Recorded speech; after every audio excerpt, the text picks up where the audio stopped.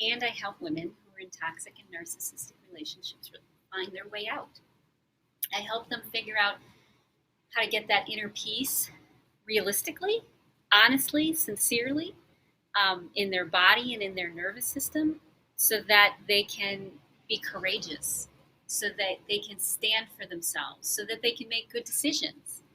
They can take the good steps that they need to take to move forward in their life, including working through toxic relationships. So toxic relationships are one of the more difficult situations to be in, because it's a relationship typically where two people have a lot of emotional wounds and they don't have very good skills at managing how they feel. They were taught a wide number of coping skills, maybe anger, denial, disassociation, that was my favorite. People pleasing, that was my second favorite. Rigid thinking, all of those ways that you and someone else in a relationship deals with their emotions are the ways that create toxic relationships. If you want to start moving out of toxic relationships and have relationships, even if other people are dysfunctional, even if they're disordered, even if they're a narcissist, if you want to start having a healthier relationship with them, then it's important to start working on 3 main steps. Now, step number 1 is you need new information. Now, you might have been studying this stuff all your life. Maybe you love essential oils or crystals, or you're really connected to nature or animals or energy healing. And so you probably already have a lot of knowledge in your head. What you don't know yet is how to take that knowledge and actually use it. Because how many people have been in a workshop or been in a weekend thing or a class and said, yeah, that's really, really great information. I should do that. Or someone gives you really good advice and you say, wow, that would be really nice if I had enough money, or if I had enough time, or if I had enough resources. And we always come up with reasons why we can't take that really healthy information that we're absorbing, that we have in our head, and actually use it. So step number 1 is recognize you've got a lot of information and maybe start gathering some new pieces, like the pieces of how to use it. Because that's kind of what I found is missing for all the women that I work with. What's missing isn't that they aren't smart enough, isn't that they haven't been studying this their entire lives. It's that they don't know the best way to use the tools that they have. And this is where step number 2 comes in.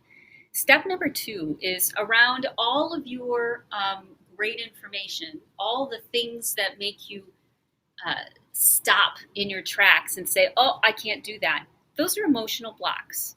Emotional blocks are really pretty easy. They're basically bookmarks that your body has put in your brain that says, hey, you need to go back and look at this because you were too young to figure it out, or it was a dangerous situation, or it was too scary, and you didn't go and get help to look at this. You didn't get help to process through. And so part of your body still feels trapped in that trauma, still feels trapped in the emotions. So every time you go to the refrigerator instead of working on your dreams, it's an emotional block. That's what they mean by self-sabotaging beliefs and emotional blocks. That's what they're talking about. It's actually stress chemicals in your brain. And these stress chemicals and these triggers keep you from moving forward. That's why you feel stuck. So you actually have to take time to talk to your body and to talk to your nervous system and communicate with it and tell it that it's safe and that you want to hear what it has to say.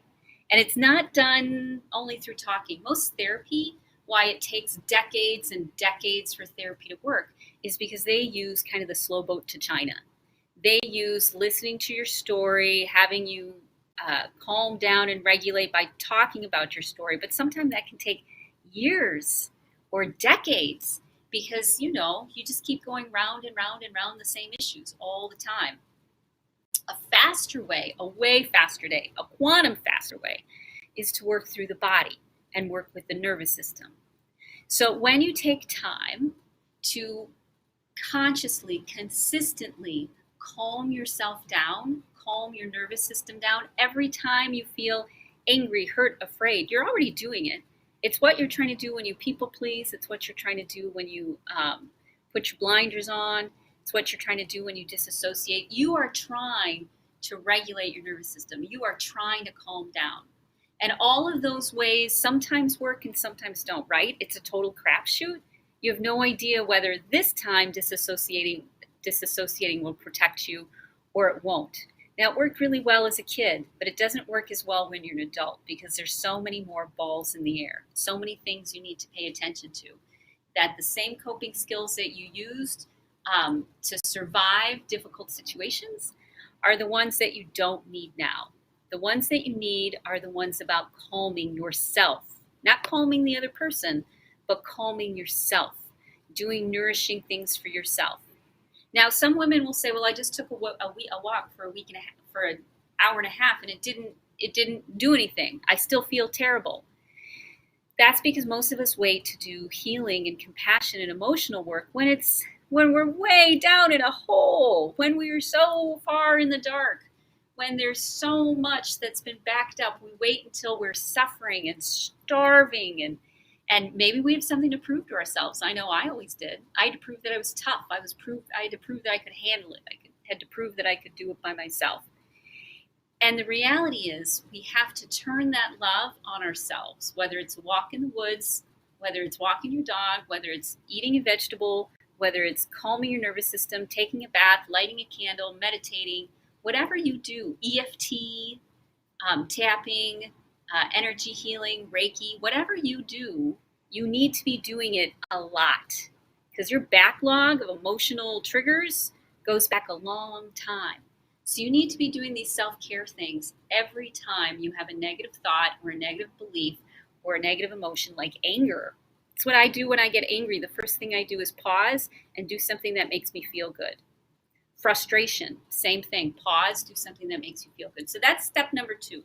Step number 2 is to start working on and unpacking the layers of emotions that your body is still holding on to. So step number 3 is just as important as the first 2, new information and then doing the emotional clearing around it. The third step is get people to support you, whether you have to pay them or not. You know, it took me a long time to realize some of the best people to work with are the ones I paid because they're the ones in the profession. They're the ones who've been doing it for decades. They're the ones who have seen this a million times. They're the ones who have mapped it, who understand how it works and what to do next. When you get a group of people to support you on your path, on your journey, you're going to be way more successful.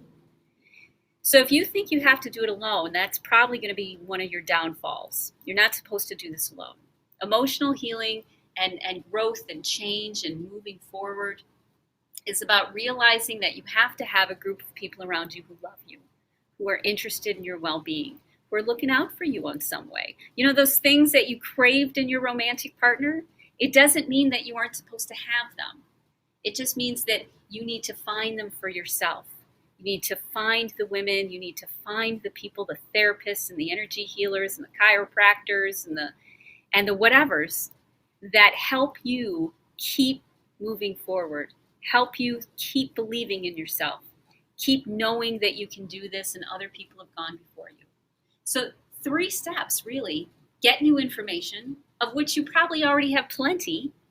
Step 2, get rid of the emotional blocks. It's super easy to do. We've talked about them a lot on these live streams.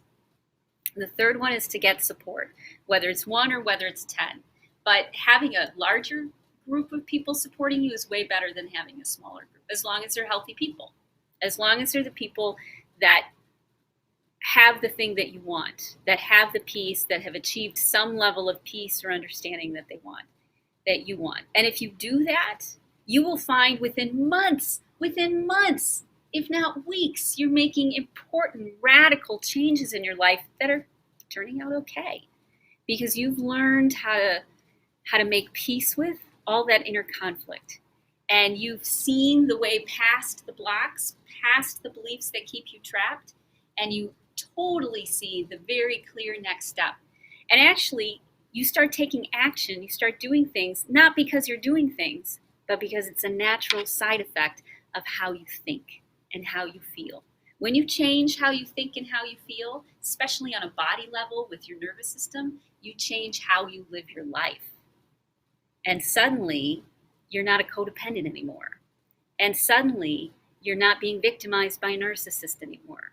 And suddenly, all sorts of opportunities and things come up because people can see that you have your shit together, that you've got things going on, and that you're okay.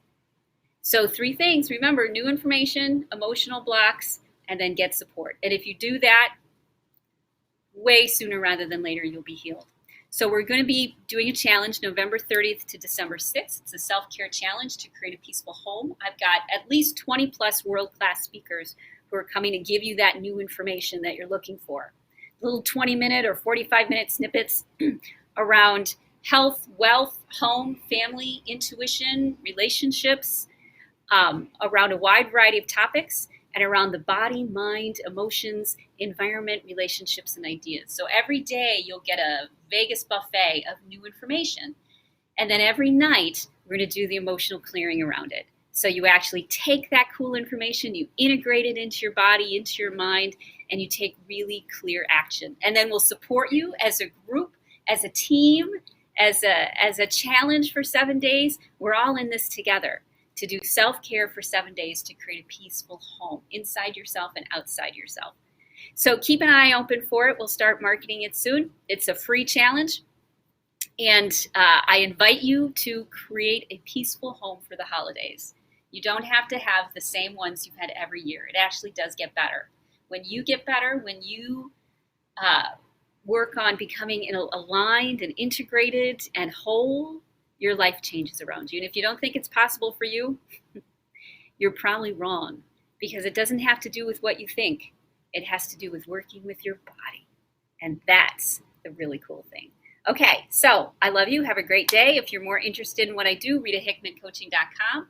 And if you get live stream alerts, then you'll get these in your newsfeed. You'll get little boosts of beta endorphins every morning, Monday through Friday. So have a great rest of your day.